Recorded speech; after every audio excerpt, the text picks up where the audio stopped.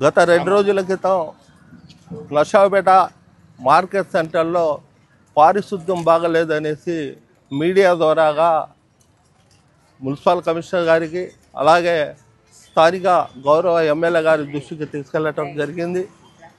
వెంటనే స్థానిక ఎమ్మెల్యే గౌరవనీయులైనటువంటి అరవింద్ బాబు గారి చొరవతో ఇక్కడ ఉన్నటువంటి డ్రైనేజీ వ్యవస్థను మెరుగుపరచడమే కాకుండా ప్రతిరోజు కూడా శానిటరీ వర్కర్స్ని పంపిస్తాం, అక్కడ పర్యవేక్షణ చేయండి అనేసి చెప్పటం చాలా సంతోషకరమైనది.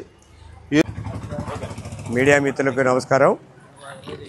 3 రోజుల కిందట ఈ మార్కెట్ దగ్గర పారిశుద్ధ్య కార్యక్రమంలో చాలా ఇబ్బందిగా ఉందని చిరు వ్యాపారులు మస్తానవల్లి గారికి చెప్పడం జరిగింది.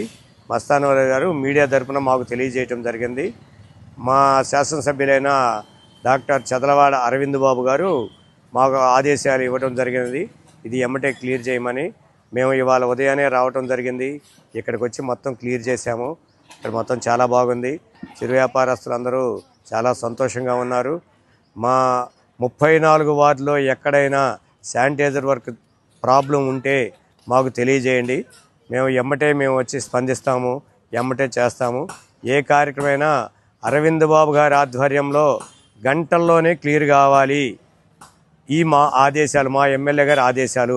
మేము అలాగనే వర్క్ చేస్తున్నాము, ఇలాగనే వర్క్ చేస్తాము.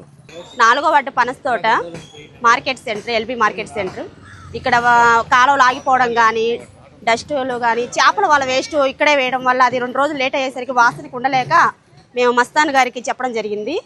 మరి ఎమ్మెల్యే గారు వెంటనే 24 గంటల్లో స్పందించి వెంటనే మరి అంకమ్మరావు చౌదరి గారిని, క్రాంతి గారిని, మరి శానిటరింగ్ వర్కర్స్ని పంపించి ఎమ్మటే దీన్ని బాగు చేయడం జరిగింది. దీనికి మేము చాలా సంతోషిస్తున్నాము.